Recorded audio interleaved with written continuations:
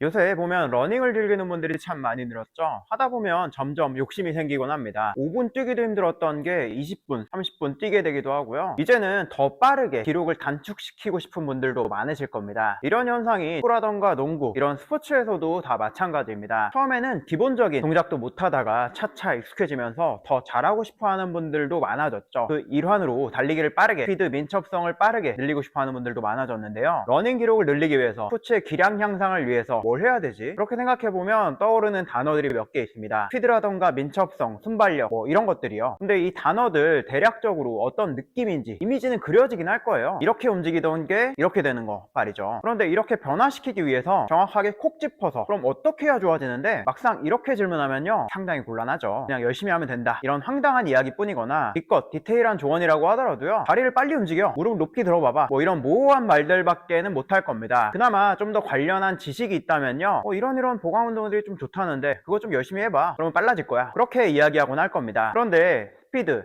민첩성, 순발력, 그렇게 단순히 몇 마디 한다고 쉽게 좋아질 만한 건 아닙니다. 더 빨라지고 싶은데, 민첩하게 잘 움직이고 싶은데 순발력이 또 좋아질 순 없을까? 이런 여러분들의 갈증 완벽하게 해소해 드리도록 하겠습니다. 총 10개의 챕터로 나누어서 진행하고 있는데요, 첫 번째, 밀기에 대한 이야기를 지난 영상에도 다뤄봤고요, 이번 영상은 그 두 번째 시간, 들기에 대한 이야기입니다. 원리에 대한 간단한 설명과 함께 어떻게 해야 하는지 보강 운동도 다뤄볼 거예요. 원리를 명확하게 알고 하는 게 제일 좋지만요, 난 무슨 얘기인지 잘 이해가 안 되고 그냥 따라만 하고 싶다, 그래도 사실 상관은 없습니다. 그냥 영상 열심히 보기만 하시고요, 하나씩 천천히 따라만 해보세요. 보고 따라만 해도 무조건 빠르고 민첩해지실 수 있도록 내용을 구성했습니다. 꼭 끝까지 시청해보시고 따라해보세요. 들기, 두 가지 자세를 한번 비교해보세요. 그 차이가 명확히 보이죠? 무릎이 얼마나 높이 올라가느냐, 이게 포인트인데요, 이 동작이 잘 안 된다면요, 스트라이드, 보폭이라고 하죠. 달리면서 발을 내디딜 때 보폭이 좁아집니다. 속도도 잘 안 날 수밖에 없죠. 다리를 높이 들어야 보폭이 길어집니다. 멋진 자세로 달릴 수 있기도 하고요, 빨리 달릴 수 있는 방법이기도 하죠. 그리고 또 중요한 포인트가 있는데요, 빠르게 달리는데 다리를 제대로 들지 못했을 때 이런 자세처럼 넘어질 것처럼 불안한 경우가 많습니다. 불안한 자세에서 속도를 잘 내기는 굉장히 어렵죠. 그래서 근력이 충분히 있는데도 불구하고 자세가 잘 갖춰져 있지 않기 때문에 충분히 빠른 속도를 내지 못하는 경우도 많습니다. 이건 마라톤을 한다던가 뭐 느리게 달릴 때 그렇게 해당되는 건 아니고요, 달리는 속도는 느린데 다리만 높게 든다면요, 이런 식으로 자세가 이상하게 되죠. 그런데 달리는 속도가 빨라지면서는요, 굉장히 중요한 포인트입니다. 땅을 미는 것만 신경 쓰고 다리를 잘 들지 못할 때의 자세를 보면요, 뭔가 넘어질 것처럼 불안한 느낌이 있다는 게 보이실 겁니다. 다리는 뒤로 넘어가면서 몸은 앞으로 넘어질 것처럼 불안한 건데요, 그때 다리만 잘 들어도 달라지죠. 몸 전체의 무게중심이 가운데로 맞춰지게 되면서 안정적으로 달리게 됩니다. 참 쉽죠? 뭐 별거 없네, 무릎 높게 드세요, 이렇게 얘기하는 거랑 다를 게 있나? 라고 생각하실지도 모르겠습니다. 그렇게 쉽다면 참 좋겠지만요, 다리를 앞으로 잘 들려면 꼭 신경 써야 할 포인트들이 몇 가지 있습니다. 조금 더 자세히 하나씩 알아보도록 하죠. 모멘트 8, 용어가 좀 어렵죠. 그런데 이 동작 한 번만 따라해 보세요. 바로 몸으로 이 개념을 느낄 수 있으실 겁니다. 다리를 앞으로 한번 들어볼게요. 두 가지 방법으로 해볼 건데요, 무릎을 구부려서 들어보시고요, 무릎을 편 상태로 다리를 들어보세요. 해보셨으면 아마 바로 느끼시겠지만요, 무릎을 구부려서 다리를 들었을 때 훨씬 더 편하게 다리를 들 수 있으실 겁니다. 이게 바로 모멘트 8 때문인데요, 직관적으로 이해하기 쉽게 말씀드리자면요, 무거운 물건을 들 때 최대한 몸에 밀착해서 들게 되죠. 누가 시키지 않아도 말이에요. 편하게 들기 위해서 그런 자세를 취하는 겁니다. 몸에 가깝게 들어야 허리에 무리가 덜 가죠. 힘을 덜 쓰려고 한다는 거예요. 다리를 들 때도 물건을 최대한 몸에 붙여서 들 때와 마찬가지입니다. 다리 무게, 이게 남의 다리도 아니고 내 다리를 드는 건데 무게가 단시간에 달라질 일은 없어요. 또 갑자기 내 다리가 가벼워졌다거나 무거워졌다거나 그런 게 아니죠. 다리 무게 자체는 똑같습니다. 그런데요, 무릎을 구부려서 몸에 최대한 가깝게 두느냐, 무릎을 펴서 몸에서 멀리 떨어뜨려 두느냐, 그 정도에 따라서 다리를 드는 힘에 차이가 나게 되죠. 다리를 더 편하게 들 수 있다는 건요, 같은 힘을 썼을 때 훨씬 더 빨라질 수 있다는 이야기입니다. 그러니까 빨리 달리라고 이야기할 때 무릎 높게 들어, 이렇게 많이들 이야기하는데요, 그렇게만 이야기한다면요, 이런 식으로 다리를 들게 될 수도 있습니다. 힘은 열심히 쓰고 있지만 다리를 높게 들고는 있지만 그렇게 빨라지지는 않는다는 거죠. 빠르게 달리기 위해서는 다리가 땅에서 떨어지는 순간에 무릎을 구부려야 합니다. 그러면서 무릎을 앞으로 높게 골반 높이 정도까지 충분히 들어줘야 하죠. 그러면 들기에서 신경 써야 할 근육은 뭐가 있을까요? 들기에서 신경 써야 할 근육, 다리가 땅에서 떨어진 순간 다리를 확 접는 포인트가 중요하고요. 그리고 그렇게 접은 다리를 무릎을 앞으로 높게 드는 포인트, 이 두 가지를 신경 써야 한다고 말씀드렸죠. 이때 중요한 근육들에 대해서 조금 더 디테일하게 알아보자면요, 크게 두 가지 근육들이 중요한 기능들을 담당합니다. 다리를 빠르게 접기 위한 근육들, 그리고 그렇게 접은 다리를 앞으로 높게 들기 위해서 사용하는 근육들, 그런 근육들 말이죠. 우선 발목부터 한번 살펴볼게요. 발목을 편 자세보다는 구부린 자세, 이 자세를 만들어줘야 하고요. 배측불곡이라고 하죠. 정강이 앞쪽 전경골근이라는 근육에서 그 움직임을 적절히 조절해줘야 하죠. 그 다음은 다리 뒤쪽에 있는 근육들인데요, 종아리, 그러면서도 무릎을 지나가는 근육인 비복근이 있고요, 무릎 뒤쪽에 있는 슬화근이 있습니다. 뒷벅지라고도 하는 햄스트링, 이 세 가지의 근육들의 기능이 굉장히 중요한데요, 아무래도 이 근육들은 평소에 제대로 못 쓰기 쉬운 곳이기도 하고요. 단순히 무릎을 구부린다, 이 부분을 제외하고서라도 중요한 부분이니까요, 달리기 할 때 보강 운동 열심히 해주시면 아주 좋습니다. 그리고 무릎을 접으면서 다리를 앞으로 드는 동작, 그 중간에 이 자세를 주목해보면요, 허벅지 앞쪽 스트레칭하는 이 자세가 연상되죠. 허벅지 앞쪽에 있는 대퇴 직근이라는 근육입니다. 이 근육이 잘 늘어나는 유연성이 있어야 하기도 하고요. 그뿐만은 아닙니다. 이 대퇴 직근은요, 무릎을 접으면서도 다리를 높게 드는 두 가지 측면에서 중요한 의미를 가지고 있습니다. 다리를 드는 고관절 굴곡을 할 때 핵심이 되는 근육은 장요근인데요, 이 근육 같은 경우는 조금 다릅니다. 90도 이상 높게 들었을 때 특히 주도적으로 많이 쓰이는데요, 특히 이 장요근 같은 경우는요, 어떻게 보면 좀 소외되기 쉬운 근육입니다. 스쿼트라던가 데드리프트, 이런 웨이트 운동에서도 잘 못 쓰기 쉽고, 달리기를 하더라도요, 좋지 않은 달리기 자세로는 잘 못 쓰기 쉬운데요, 그렇다고 해도 중요하지 않냐 라고 하면 그렇지가 않아서 문제인 겁니다. 그렇게 못 쓰는 곳인 것에 비해서는 달리기를 할 때, 점프를 할 때, 심지어는 스쿼트나 데드리프트 같은 이런 웨이트 운동에서도 그 중요성은 사실 아무리 강조해도 부족하지 않은 근육이죠. 장요근에 대한 디테일한 이야기 모두 다 풀자면 한도 끝도 없을 테니까 이 정도만 하고, 나중에 기회가 된다면 장요근은 좀 더 자세히 다뤄보도록 할게요. 우선 이런 근육들이 중요하다, 그 정도만 이해하고 다음 파트로 넘어가 보도록 하겠습니다. 보강 운동, 지금 내용부터는 그냥 보면서 따라만 해보세요. 네 가지 운동을 준비해 봤는데요, 이 운동만 하고 나서 자세 크게 신경 안 쓰고 그냥 달려도요, 동작이 크게 되면서 멋진 자세로 속도도 더 빨라지실 겁니다. 첫 번째, 힐 워킹입니다. 뒤꿈치로만 땅을 디디면서 걸어보세요. 정강이 앞쪽 전경골근, 이 부분에 힘이 잘 들어오는지 체크해보세요. 발 앞쪽이 그냥 바닥에서 떨어진 정도로만 살짝만 들고 유지해도 되지만요, 발끝을 최대한 높게 유지하면서 가능하면 발끝을 높게 들어주세요. 그래야 훨씬 더 강력한 운동이 될 수 있습니다. 두 번째 운동, 체전굴, 상체를 숙이는 스트레칭으로 많이들 알고 계실 겁니다. 앞으로 조금씩 움직이면서 한 발씩 앞으로, 상체는 위아래로 조금씩 튕겨주면서 30m만 앞으로 움직여 볼게요. 허벅지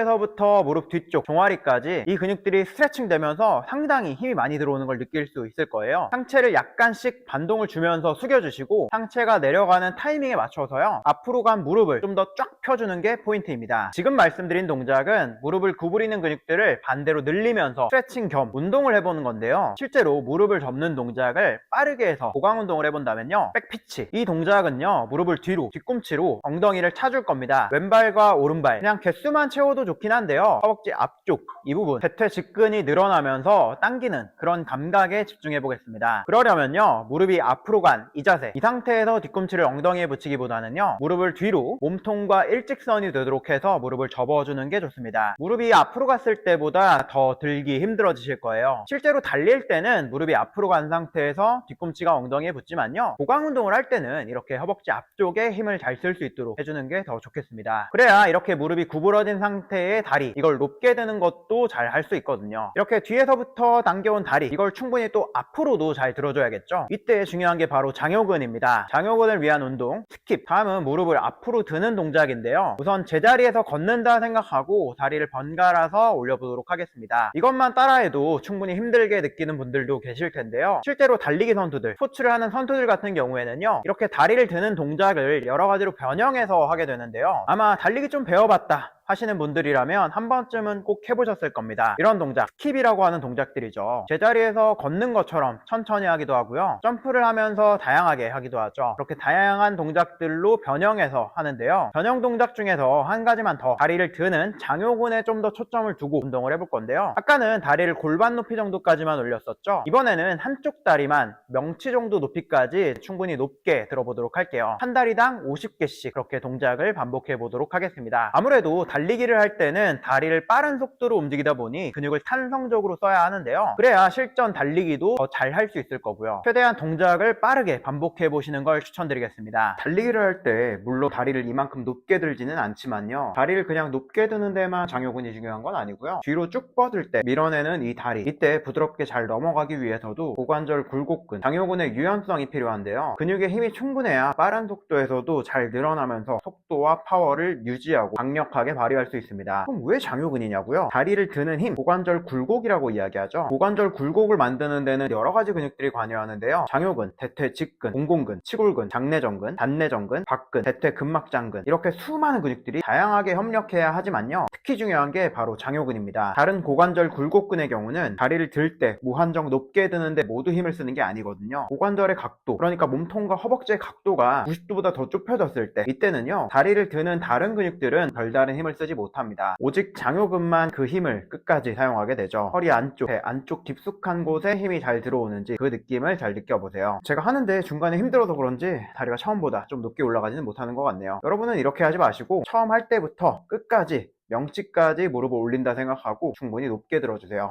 내용을 정리해 보도록 하겠습니다. 첫 번째, 이전 영상에서 설명드린 다리로 땅을 강하게 밀어내는 포인트, 거기에 더해서 오늘 말씀드린 다리를 앞으로 드는 동작, 이것만 잘 해도요 사실 굉장히 빠른 속도가 만들어집니다. 특히 달리기에 대한 고민을 하는 분들이 많이 하는 말씀들 중에서요, 달리기가 느린 건 아닌데 자세가 좀 엉성한 것 같아요, 이렇게 이야기하는 경우도 많죠. 자세를 좀 이쁘게 만드는 데도 도움이 많이 되고요. 사실 취미로 조깅을 한다 그러면 오늘 말씀드릴 정도까지 사실 다리를 들 필요는 없고요. 마라톤에서 기록 욕심을 좀 낸다, 그렇게 좀 빠른 속도의 욕심을 내시는 분들이시라면요, 땅을 잘 밀고 또 잘 들기만 해도 상당히 많이 빨라지실 겁니다. 그런데요, 100m 이하의 초단거리 달리기, 그리고 축구라던가 농구, 테니스, 이런 것들, 달리기가 기반이 되는 스포츠들 있죠. 이런 상황에서 달리기는 좀 다릅니다. 이 두 가지만 신경 써서는 부족하죠. 발을 훨씬 더 빠르게 움직여야 하는데요, 단순히 발 빨리 움직이세요 이렇게만 이야기해서는 안 되고요. 다음 포인트인 이것을 잘 신경 써야 합니다. 그 얘기는 다음 영상에서 바로 이어서 설명드리죠. 이전에 올렸던 영상도 함께 보면서 따라해보세요. 잘 안되거나 궁금한 점이 있으시다면 댓글로 남겨주시고요. 보고 따라해봤는데 이게 맞나? 이런 생각이 들고 그냥 직접 좀 배워보고 싶은데, 이렇게 생각하시는 분들은 고정 댓글의 내용들 참고해 주시고요. 앞으로 나올 영상들도 기대해 주세요. 영상 끝까지 봐주셔서 감사합니다.